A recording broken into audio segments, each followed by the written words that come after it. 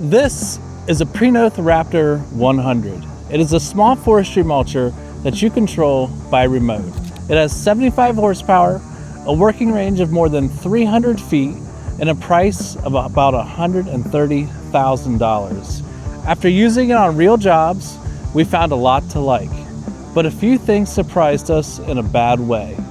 In this video, I will show you what this machine does well, where it falls short, and answer the big question: is it really worth 130 grand?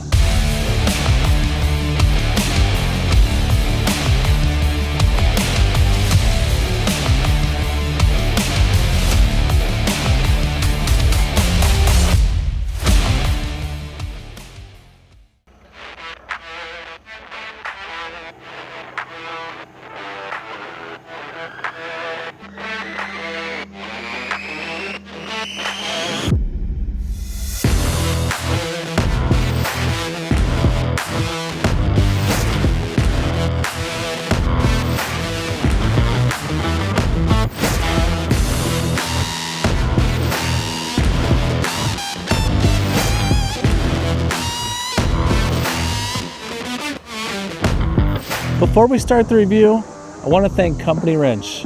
Our FAE RCU is down. Their team worked hard to get this Raptor 100 to us so we could keep working. This kind of help matters when jobs are on the calendar, your crew needs work, and one of your machines is down. So thank you to our team at Company Wrench for helping us out.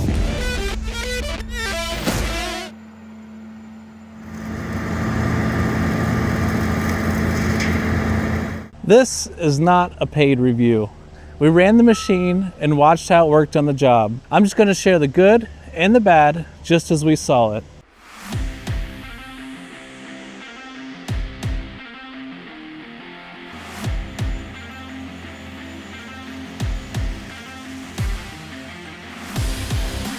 The Raptor 100 is made for places where you may not want someone sitting inside a cab. You run it with a remote, and this lets you stand back, see the whole work area, and keep some space between you and the machine.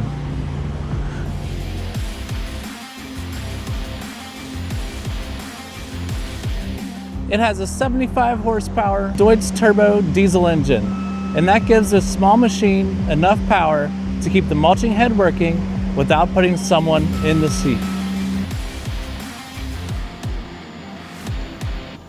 It is rated to work on slopes of up to 45 degrees, and that is where its low shape, tracks, and remote control start to make sense.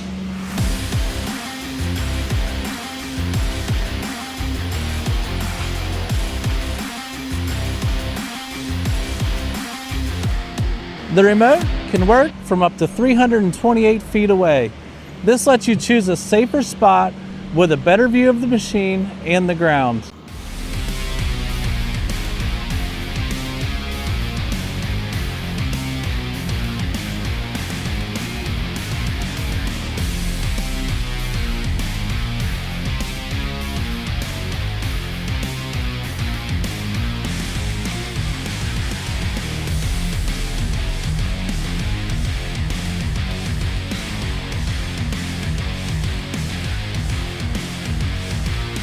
Prinoth says it can handle wood more than 12 inches thick.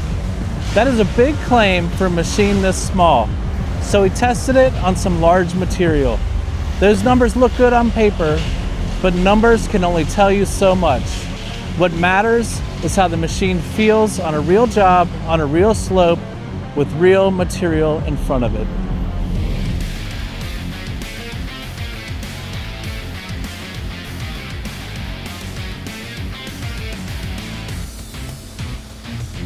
The first thing we liked was how strong the machine felt. The body panels are thick and the frame feels solid. It does not feel like a machine that was only made to look good in a sales book. And that matters when you're working around brush, trees, rocks, stumps, and flying wood.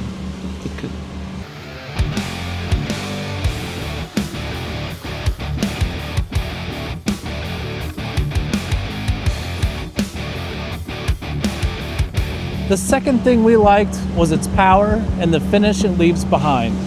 For a machine this small, it has plenty of mulching power.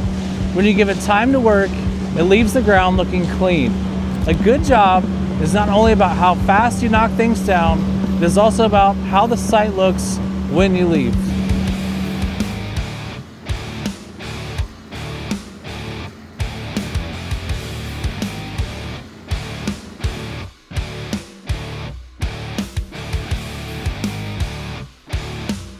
We were also impressed by the size of the wood it could handle.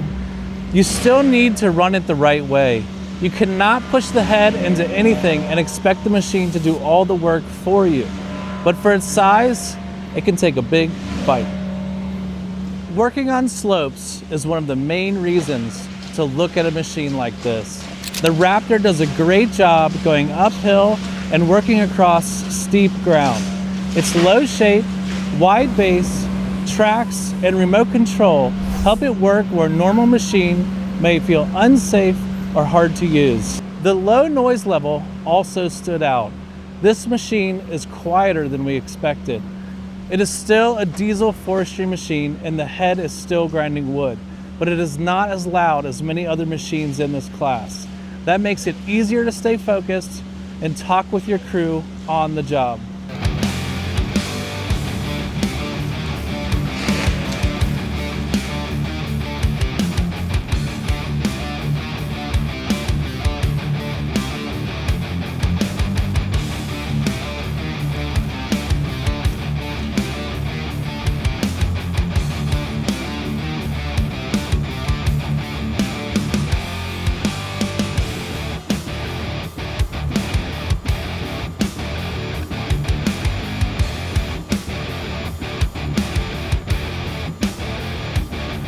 We also like that the rear winch comes with the machine.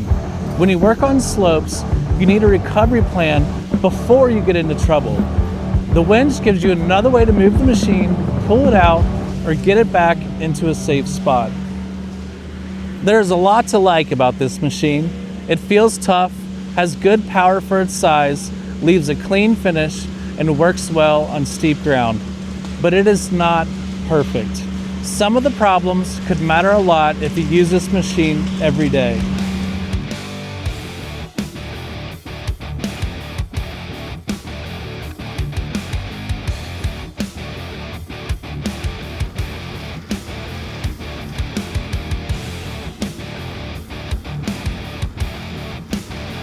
So real quick, today's video is brought to you by Jobber. We use Jobber to keep the business side of Brushworks in order. It keeps our quotes, schedule, bills, and payments in one place. That means we spend less time on paperwork and more time getting jobs done. If you run a home service or field service business, check it out through the link below. You will get a discount when you sign up through that link, and it helps support this channel. All right, back to the Raptor.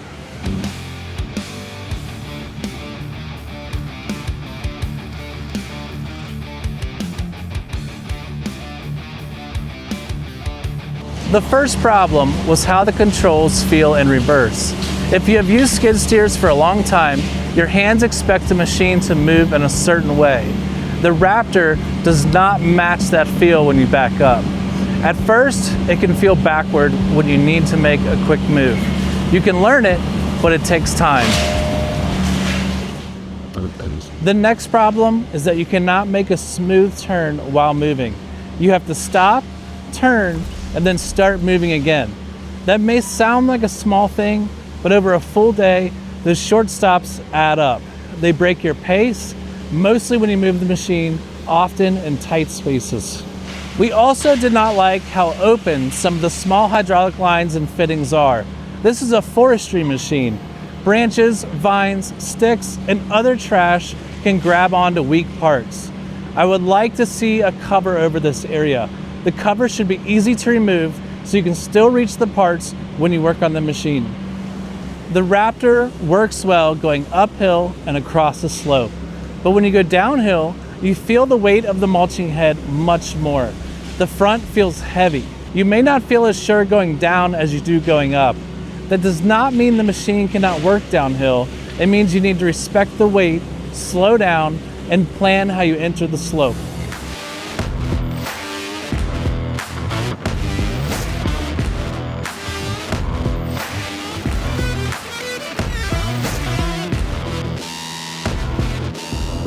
We also saw the hydraulic fluid spill when the machine tipped from side to side. I do not want to see that on a machine made for steep and rough ground. Any fluid loss makes a mess and must be washed. It is even more upsetting when the machine is built to work at sharp angles.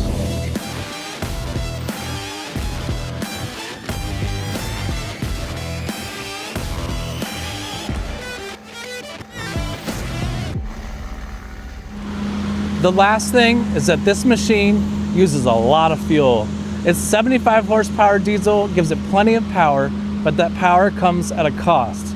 If you price jobs for this machine, you need to count the fuel it will use. Fuel costs, fill-up time, and how hard you run the head all change the true cost of the job.